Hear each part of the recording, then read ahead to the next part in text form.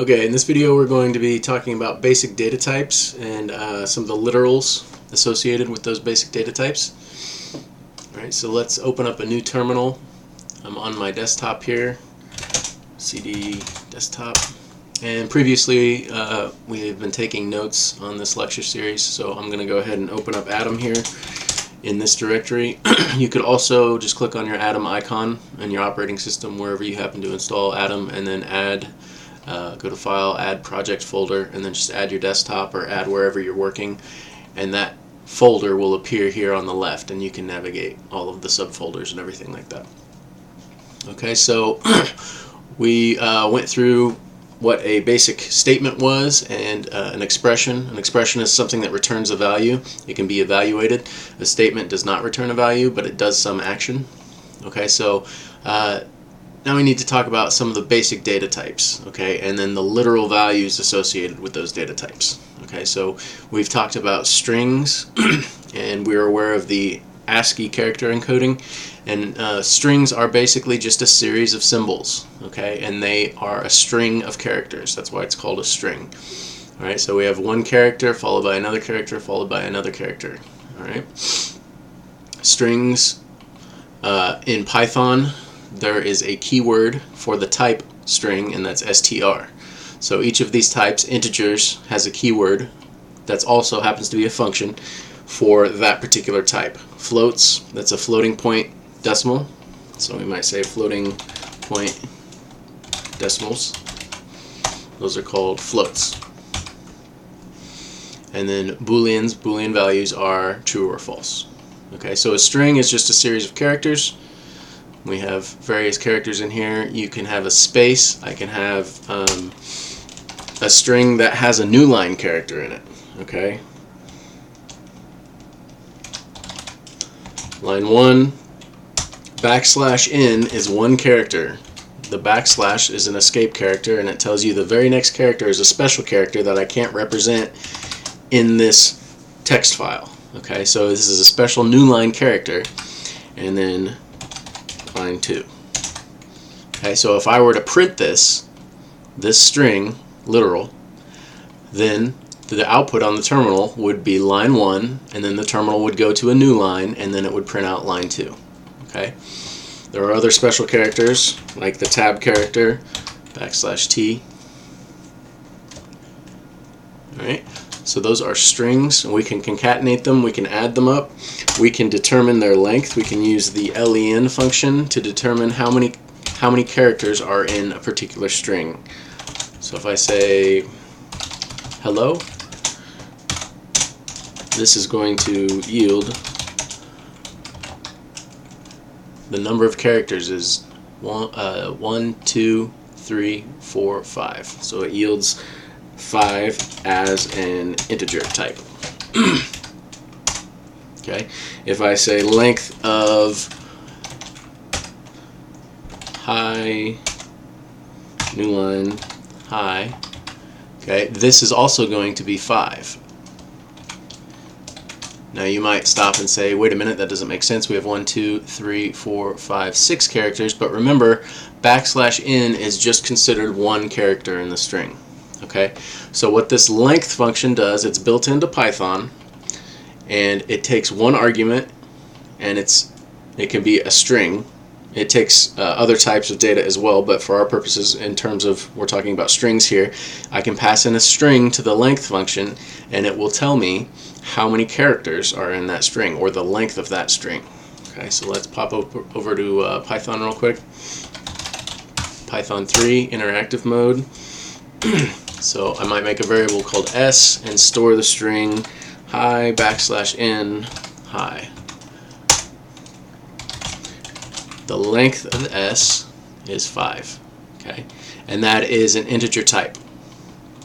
We can check the type of data by using the type function. Okay, type is the name of the function, that's the identifier, and then to call the function you use parentheses. Any arguments you want to supply to the function, which is additional data that the function might need, you pass it in and you separate those items by commas. Okay, in this case we have just one item. What type is this literal piece of data? That's an integer. type 5 is int, that is a true statement. This is a Boolean expression. Okay, so the type of 5 gives us this Python paradigm, the class integer, and we're asking, is that class, is it the int class? And Python says true. So this expression evaluates all the way down to a Boolean value. Okay?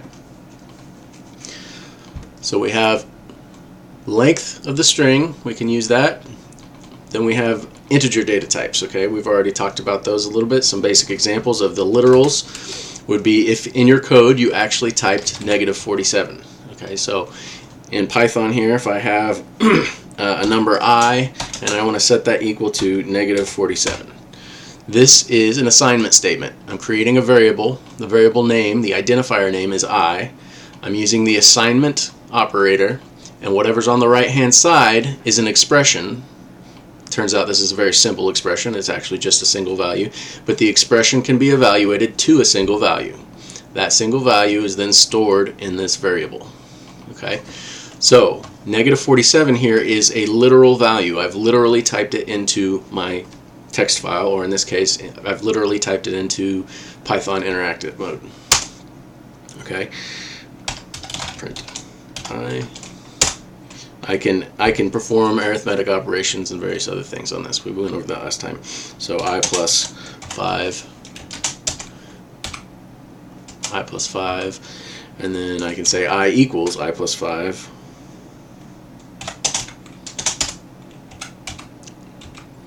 And if I print I, it's -42. What's I plus 5 now? -37, right? Okay, so these are some basic integer literal values: -47, 0, 234. Okay, now the keyword in Python for that is int, int. Okay, remember the keyword for string is str, and in Python the keyword for a floating point decimal, this is floating point decimals, is just float. Okay, so here are some examples of floating point decimals. You have the negative values, right? -712. 0.5833, etc. You can have the units place as 0 and then just a decimal value. So this is -0.24567. An actual 0 value, 0.0. Now this is a literal value. If you type 0.0 in Python, the type of that is float. If you just type 0, then Python assumes it's an integer. So what is type of 0? That's an integer. What is type of 0.0? That's a float. So remember, this type function is very helpful for you to understand what types of data you have in your code. Okay, so you might use this periodically in your code when you're making programs. You might print out the type of some particular variable that's holding some data. Okay, so if I have a variable foo, right, I might want to find out what type of data that's holding. I might not know based on my program. Sometimes programs can get very, very large and it's hard to tell what's going on. So you have to use some of these tools to help you. Okay, so if I say foo equals 0.01, and then I can print out the type of foo, and it's going to say it's a float. I can print out if type of foo is float, and that's going to print out true. Type of foo is int. No, it's not an integer. The type of it is a floating point decimal because I have the 0.0, or it's a 0.01 in this case. Okay, so data types are really, really important, and understanding how to determine what type of data you have stored in a particular part of your program or in a variable is very important. Okay, so these are all literals. These are floating point decimal literals, right? And then we did the negatives. Now these are the positives. You got 0.0909 and then 1.11, etc. Okay, so there are an infinite amount of these.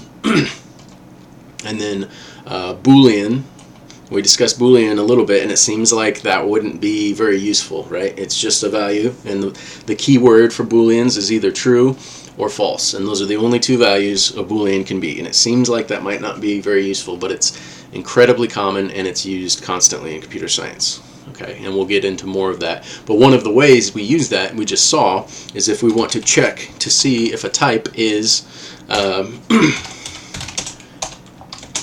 is of a certain data type. Okay, so we have a piece of data. Here is my literal value, true. Okay, that's a literal Boolean value, and I want to check the type of that to see what type of data that is. Okay, is it a bool? Yes, it is. Is it an int? No. Is it a string? No. Okay, so what about false? False is a literal piece of data. Okay, this is a Boolean literal in Python. And remember, the capital letter is important. Okay, true, lowercase true is not a reserved word. It does not mean a Boolean value. Lowercase true is just a variable name. Okay, I could say true equals 32 if I wanted. Okay, so if you want a Boolean value, you have to have a capital letter on either true or false. So is the type of false a string? False. Is the type of the false literal, is it a Boolean? Yes. Okay, so the type, converting data types and checking data types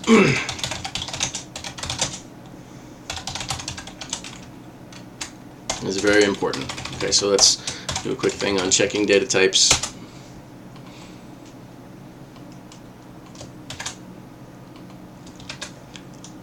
Type is, so you can basically just say type foo is string. That's going to yield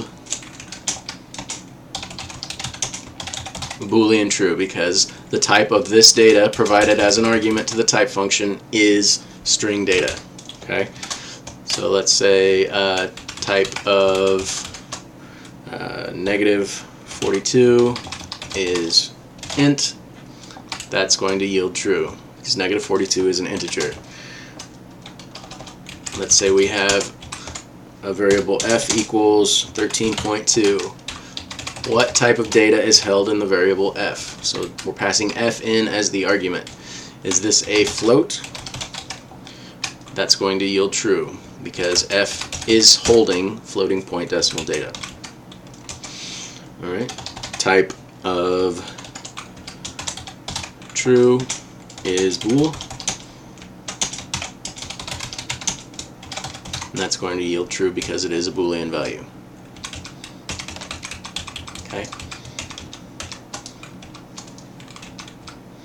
so there are these 4 different basic types that you can check to see the type is something. Type of some variable is, and then one of these types, and that'll either return a true or a false. Okay, now let's talk about converting between the data types.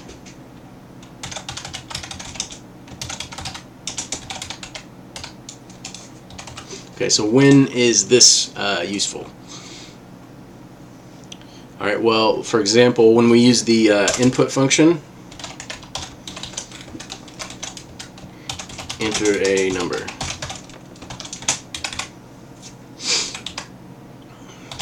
This is data that the user has supplied. So we're storing whatever they type in this variable. Okay, so let's do this.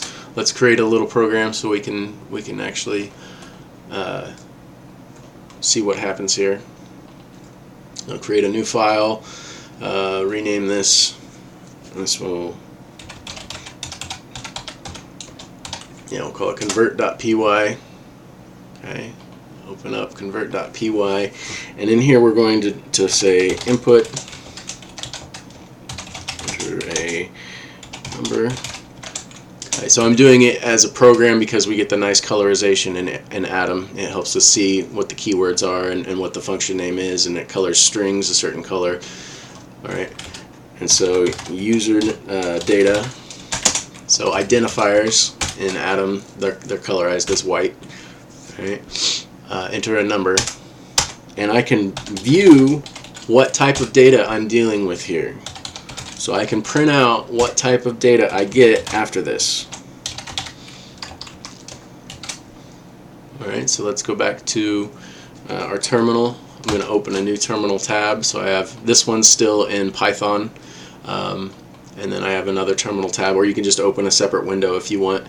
And I'm still in my desktop, and I can run, if I type ls, that shows me what files I have. I have convert.py. If I want to run that with Python 3, I say Python 3 convert. Alright, enter a number. 43. Okay, so this tells me it printed out the type of this data. The type of this data is string data. So that means I can't use the addition operator to add arithmetically to it. Okay, the addition operator with strings is actually the concatenation operator. You join two strings together, you concatenate them. Alright, so if I enter another number and say user data and user data 2, I can print the type of type 1, and then this is type 2. Okay, so basically all I'm doing is I'm printing out stuff to the terminal. This is the first argument, it's the string. It's basically just a label. So I'm labeling what I'm printing out. I'm trying to figure out what's going on in my program. It's important that I don't just print stuff out. I print out what it is that I'm trying to figure out. I want to figure out the type of the first piece of information that I collected, which is user data. Then I want the type of the second piece of information that I collected, and this is going to be user data 2. Okay. Now these should both be strings. So let's go back and let's run convert. So 34 and 43. Okay, both of these types are strings. Okay, what we want to do is we want to convert them. We want to be able to convert string type to a number type so I could add them together. Alright, so to do that, we use our special keyword int. Int is also a function. Okay, so I can convert a piece of string data into an integer.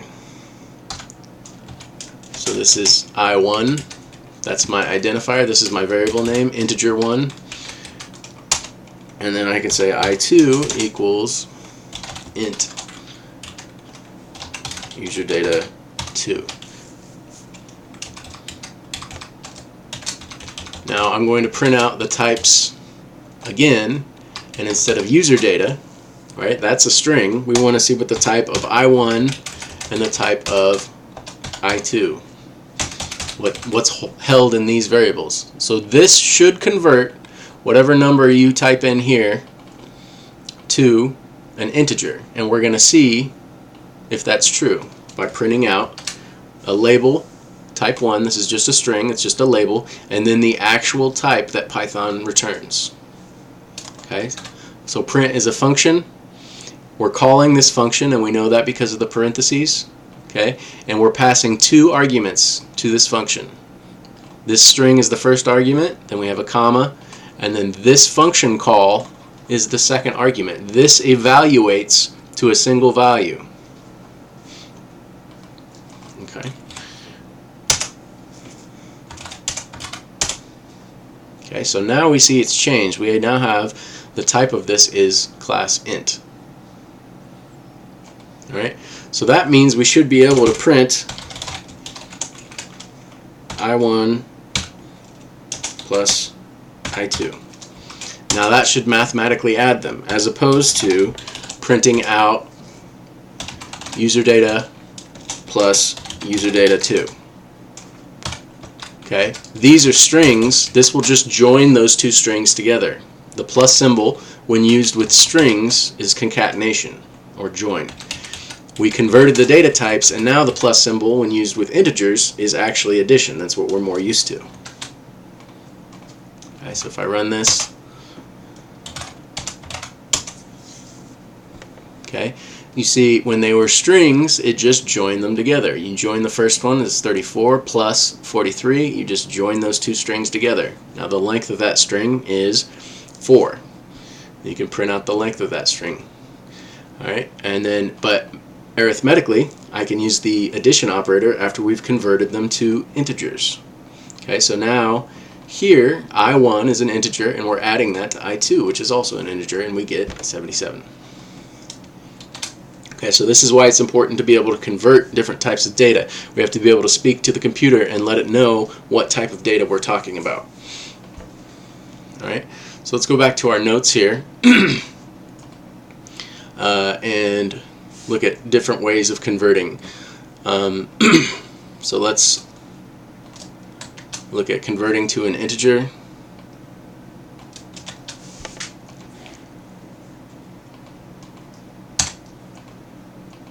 Okay, if I want a Boolean value and convert that to an integer, I use the int function. Int of true yields a 1 as type integer. Int of false yields a 0. Okay, so let's try that out in our terminal. We're in the Python shell here. See the 3 greater than symbols? Let's try that out. We have the integer version of Boolean true is a 1. The integer version of Boolean false is a 0. Okay, if I want to convert a string to an integer, I use the int function again. Okay, int 10. Now it's not just 10, it's 10 in quotation marks, which means that's a string. Okay, now this is not a string. In Python in interactive mode, if I just type a 10 in quotes, this is a string. It puts the quotes around it to let you know that that's string data. No quotes, that means it's numeric data. That means it's an integer. Alright, so integer of the string 7.6. Okay, so this is an error. It can't convert that to an integer. The reason is there's a decimal point in there. Integers do not have decimal points. Okay, I could do negative 77, and that should yield negative 77.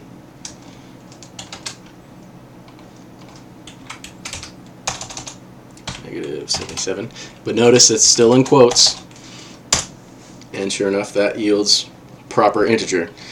This has a decimal point, so you cannot convert that string to type integer.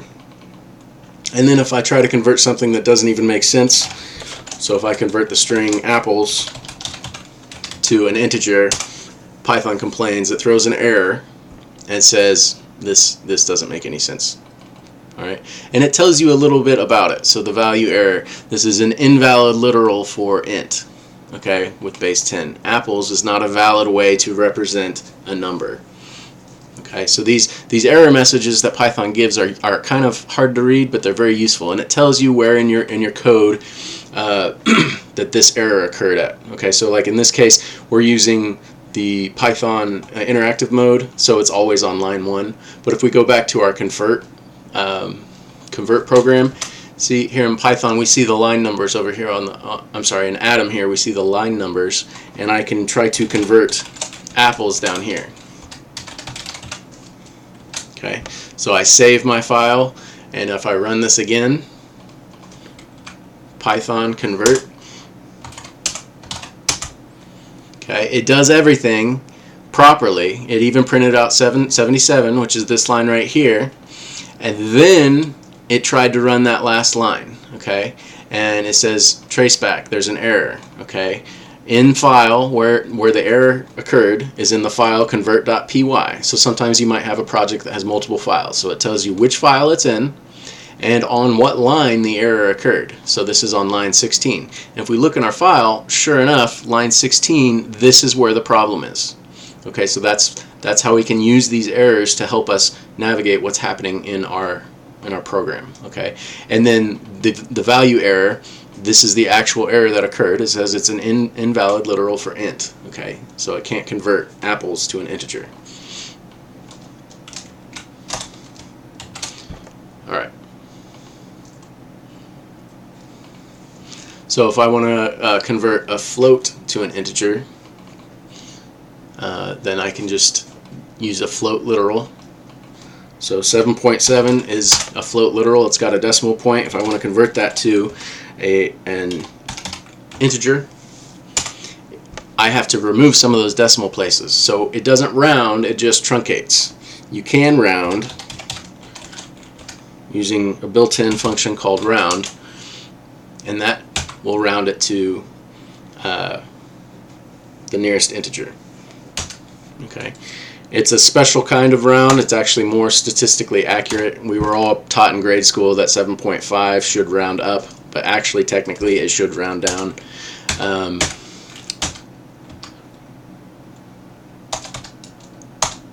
Well, that's interesting. Maybe I think that's new on Python 3.7. Let's see which version I have.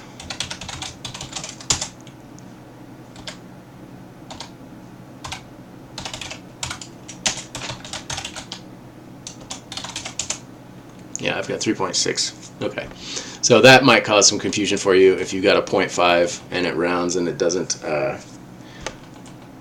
round down or it doesn't round up. But anyway, that's a little off topic. So anyway, we converted float to integer. So this is all the different ways we can convert these basic data types to an integer. All right. So now for every type of data that we have, we need to be able to convert the other data types to that type. Okay, so now we need to look at converting floats. Okay, so converting floats is here. So if we want to convert a Boolean value to a float, we use the float keyword, and the float keyword is also a function. Okay, we used it above here. You remember some type of something is, and then we just typed int, and we didn't use it as a function. Okay, so in Python, these are keywords, but they are also functions that you can use. Okay, they're kind of special in that way. Most things in Python don't work that way. So these are functions. Float, I want to convert something to a float, I use the float function. So float of true yields a floating point number that's Boolean true.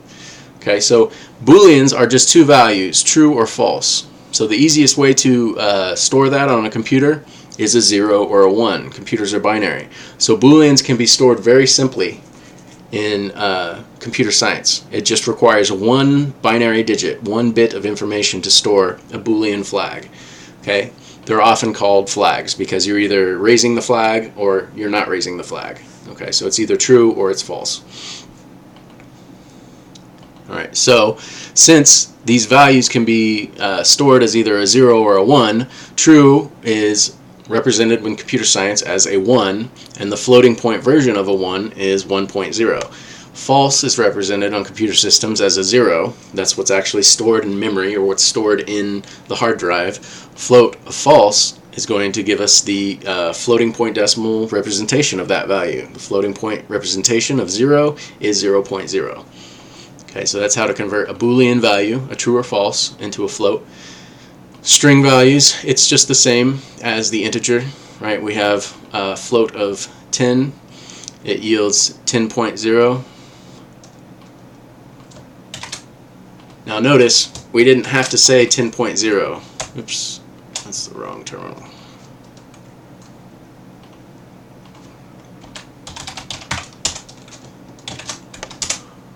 Okay, because 10 is also a floating point 0. There's an implication of a point 0 there.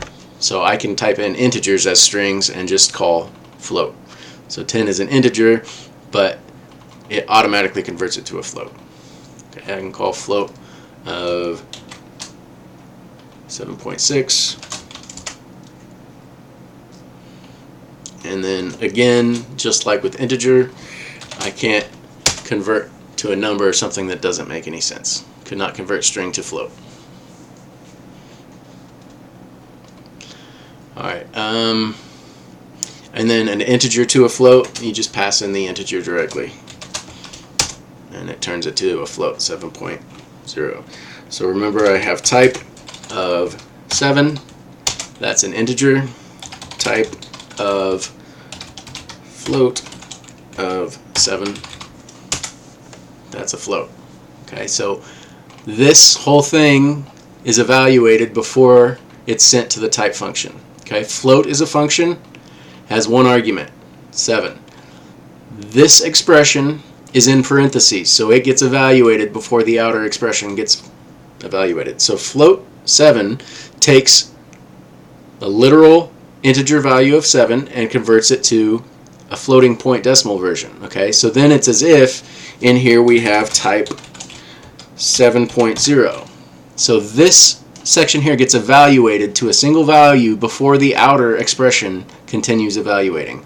So now, once this has finished evaluating, we have 7.0, it's essentially this expression, which is the type function, and we're passing in one argument, and we see we get return class float. Okay, so that's converting to a float, converting to a string,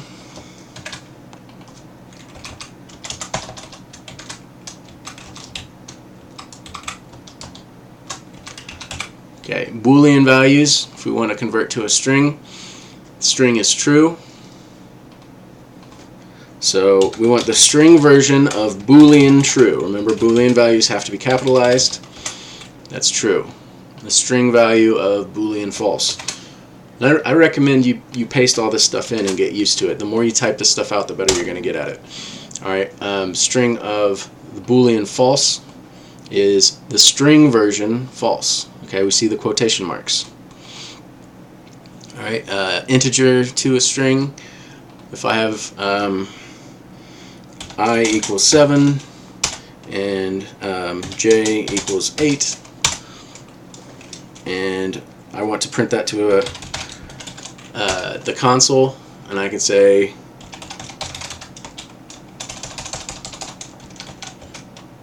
first number. I want to convert that to a string and say the first number is I, and then second, and then add to this string version of j. First is 7 and second is 8. Okay, what's going on here in this statement? Print is a function, and these are the arguments to that function. Okay, this is an expression. This whole thing is an expression. I have a piece of data, string literal.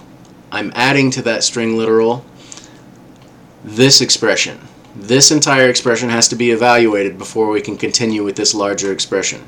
Okay, we have parentheses, we have a function call. So I want the string version of this value. This value I, this variable I, is holding an integer 7. I want the string version of that. So then I can join this string literal with the string version 7. And then I'm going to add to that this string literal. I've got a space and space second colon space, and I want to join with that. Okay, this is an expression. It has to be evaluated to a single value before we can continue. So string of j is the integer 8. This has to be converted to the string version, which is an 8 character, and then it adds all of these together. It concatenates all of them together, and the result is this string, and that's what gets printed out. Okay, so str, just like the other conversion functions, you pass in one type of data. So string of 0 yields a 0, but you can also type string of a variable name, right? So we can say I equals 7, string of I, that's going to yield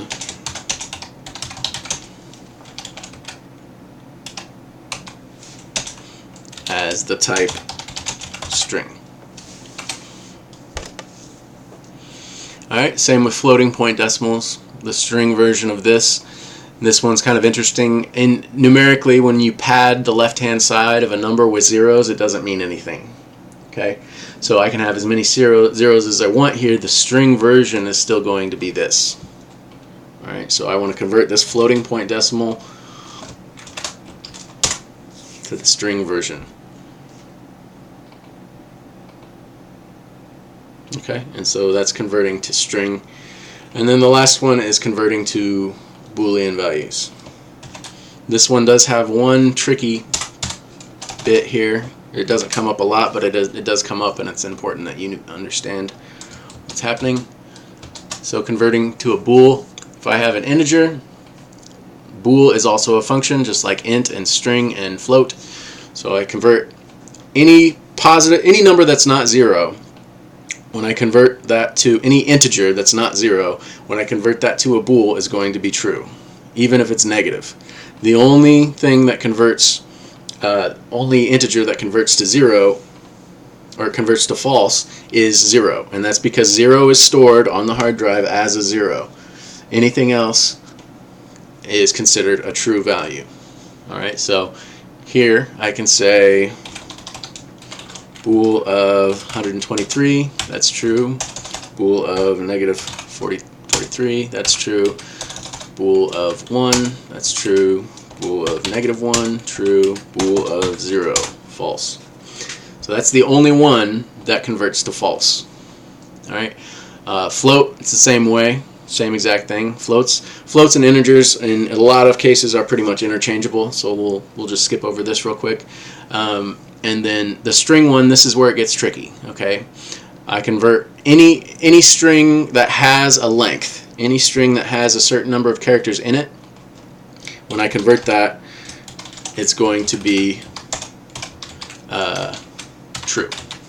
Okay, so if I have a variable s and I say that variable holds the string apples, the length of my string s is 6. Okay, the Boolean version of that string s is true. What if I say s equals the empty string? What type of data do I have? What type is stored in s? It's a string. What's the length of that string? 0. It's a string. It's string data, but there are no characters in it. Okay, so the type of the data is still string data, but no characters exist in it. Okay, so if I try to convert this to bool now, bool of s, an empty string is the only thing that converts to false. Now this is tricky because you can have stuff like this. I can say bool of the string true, right? And that's true, but also bool of the string false is also true, because the only thing you can convert a string to a bool, the only string that converts to false is the empty string.